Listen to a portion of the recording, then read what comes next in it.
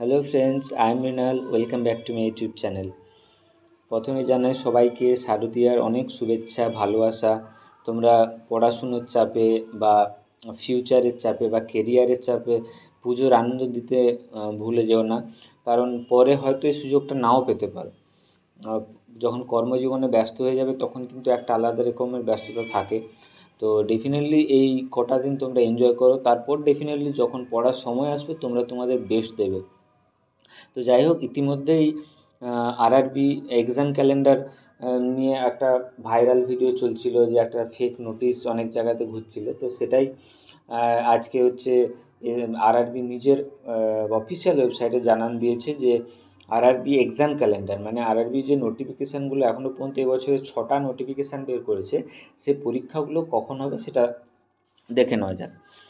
আচ্ছা, দেখো প্রথমেই যেটা আরআরবি মেনলি হচ্ছে এই বছর মানে 2024-এর লাস্ট কোয়ার্টারের মধ্যে যতগুলো এক্সাম আছে সেইটা দেখে নেব। আর তারপরে আরআরবি যে 2025-এর শিডিউল আছে, মানে আমাদের বহু প্রতীক্ষিত সেই এনটিপিসি গ্র্যাজুয়েট আন্ডার গ্র্যাজুয়েট লেভেলের যে পরীক্ষাটা, সেটা কবে হতে পারে সেটাও দেখে নেব। ঠিক আছে, তো প্রথমে দেখে নেওয়া যাক। এএলপির পরীক্ষা হবে 25 নভেম্বর থেকে। ঠিক আছে, এলপি 25 নভেম্বর থেকে। তারপর আরপিএফ এসআই হচ্ছে 2/12 মানে ডিসেম্বরের 2 তারিখ থেকে 5 তারিখ। ঠিক আছে, আর কনস্টেবলটা কিন্তু 2025-এর জানুয়ারিতে আছে, আরপিএফ কনস্টেবল। আর টেকনিশিয়ান আছে 16 থেকে 26 ডিসেম্বর। আর জেই অ্যান্ড আদার্স, যেই ডিএমএস যেটা ডেপোর্ট মেটেরিয়াল সুপারিনটেন্ডেন্ট, তো সেই পোস্টার পরীক্ষা আছে 6 থেকে 12, মানে ধরতে পারো 25 নভেম্বর থেকে 26 ডিসেম্বরের মধ্যে 4টা পরীক্ষা আছে রেলের। তো এটা খুবই ভালো খবর। যারা প্রিপারেশান নিচ্ছিলে তারা আরও জোর গতিতে প্রিপারেশানটা বাড়াও, কিন্তু বেশি সময় নেই, আর মাত্র 1 মাস থেকে 1.5 মাস সময় আছে। পুজোর সময়টা এনজয় করে নাও কটা দিন, তারপরে পড়াশুনো শুরু করে দাও। আর এবার দেখে নিই এনটিপিসিতে আর কতদিন বাকি আছে বা কবে হতে পারে। ঠিক আছে, আর যেটা এসএসসি মানে রেল যেটা নর্মালি বলে থাকে যে এক্সাম যেদিন হবে তার 10 দিন আগে তুমি এক্সাম সিটি জানতে পেরে যাবে, আর 4 দিন আগে তুমি অ্যাডমিট ডাউনলোড করতে পারবে। ঠিক আছে, আচ্ছা আচ্ছা লোকো পাইলট যেটা ভাইরাল যেটা নোটিশ ছিল সেটা অ্যাকচুয়ালি সত্যি হয়েছে। তো সেই অনুপাতে আমাদের দেখো যেই যেমন আছে 6, 12, 13, মানে 6 থেকে 13-র মধ্যে লোকো পাইলট 25 থেকে 29, মানে এই নোটিশটা কিন্তু ঠিক ছিল। অনেকে এটাকে ভাইরাল বা ফেক নোটিশ বলছিল, এই নোটিশটা ঠিক আছে। আর এই হিসেবে কিন্তু আরপিএফ কনস্টেবল দেখো 8 জানুয়ারি থেকে শুরু হচ্ছে। ঠিক আছে, আর আমাদের যেটা মেন দেখার বিষয় এনটিপিসি গ্র্যাজুয়েট আর আন্ডার গ্র্যাজুয়েট, এই দেখো এপ্রিল 2025, মানে ধরতে পারো আর 5 মাস তোমার হাতে সময় আছে।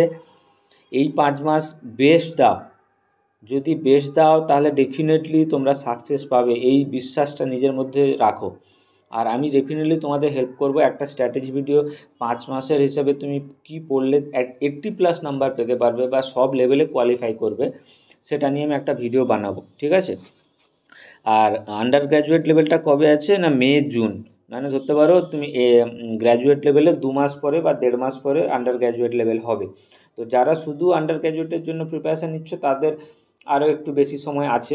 বাট এখন থেকে আমি বলবো লেথার্জিক না হয়ে বেস্ট দাও, কারণ এনটিপিসিতে ভ্যাকেন্সি কম আছে, কম্পিটিশান কিন্তু খুব টাফ হবে। ঠিক আছে, আর প্যারামেডিক্যাল যারা ভরেছো সেখানে মার্চ 2025-এ পরীক্ষা। তো মোটামুটি মানে সাধুবাদ জানাতে হবে যে আরআরবি একটা এরকম এক্সাম ক্যালেন্ডার দিয়েছে, যেটা আমরা সবসময় বরাবর চেয়েছি। ইভেন পিএসসির কাছেও আমরা বরাবর চাই যে এরকম একটা এক্সাম ক্যালেন্ডার বা স্টেটাস অফ রেজাল্ট, এই জিনিসগুলো একটু শেয়ার করলে তাহলে যে মানে কি বলবো, যে হচ্ছে ক্যান্ডিডেটরা আছে তাদের অন্তত যারা পড়াশুনো করছে একটা কোনো মানে রোড ম্যাপ রেখে পড়াশুনো করতে পারবে, ফোকাসড ওয়েতে পড়াশুনো করতে পারবে।